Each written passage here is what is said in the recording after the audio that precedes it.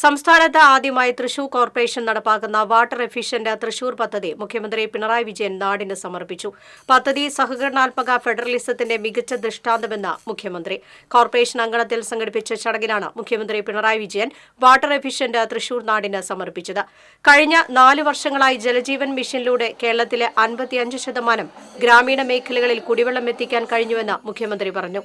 7 ജില്ലകളിൽ 50%-ത്തിലധികം പേർക്ക് കുടിവെള്ള വിതരണം ലഭ്യമാക്കാൻ കഴിഞ്ഞു. കേരളത്തിലെ ജലസ്രോതസ്സുകളുടെ വീണ്ടെടുക്കലും നവീകരണവും സംരക്ഷണവുമായാണ് സംസ്ഥാന സർക്കാർ മുന്നോട്ടു പോകുന്നത്. തോടുകളും കുളങ്ങളും നീർച്ചാലുകളും വീണ്ടെടുക്കാനും ശുചീകരിക്കാനും പുതിയത് നിർമ്മിക്കാനുമെല്ലാം അതീവ പ്രാധാന്യം നൽകി കൂട്ടായ പ്രവർത്തനത്തിലൂടെ മുന്നേറാൻ നമുക്ക് സാധിക്കണമെന്നും മുഖ്യമന്ത്രി ഓർമ്മിപ്പിച്ചു.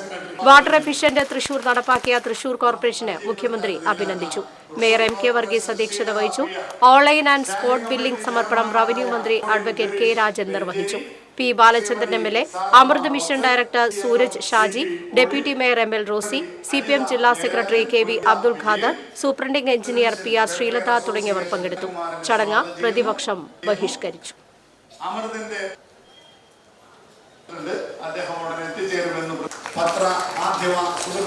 ഓൺലൈൻ ആൻഡ് സ്പോട്ട് ബില്ലിംഗ് സമർപ്പണം നടത്തുന്ന ഔപചാരികമായി ഉദ്ഘാടനം നിർവഹിക്കുന്നു.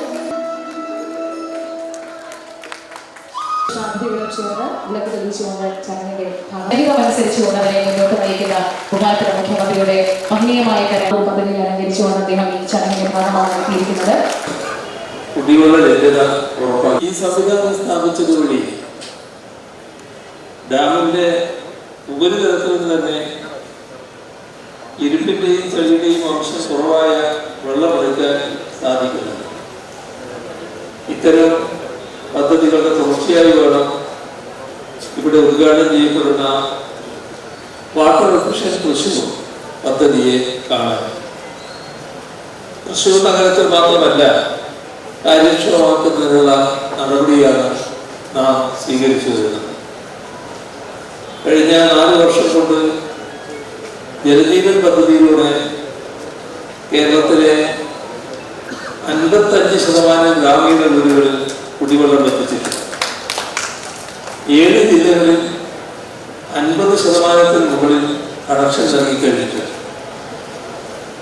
ജലജീവൻ പദ്ധതിയിലൂടെ പ്രതിദിന ആളോഹരി ജലലഭ്യത 55 ലിറ്റർ എന്ന കണക്കിലാണ് കേന്ദ്ര സർക്കാർ ഇത് വിഭാവനം ചെയ്തിട്ടുള്ളത്. പക്ഷേ കേരളത്തിൽ നമ്മൾ ആളോഹരി ജലലഭ്യത 100 ലിറ്റർ എന്ന കണക്കിനാണ് പദ്ധതികൾ നടപ്പാക്കുന്നത്. കേരളത്തിലെ മുഴുവൻ തദ്ദേശഭരണ സ്ഥാപനങ്ങളുടെ ലഭ്യതയും കുടിവെള്ള ലഭ്യത ഉറപ്പാക്കുന്നതിനുള്ള പദ്ധതികളുമായി നാം മുന്നോട്ട് പോവുകയാണ്.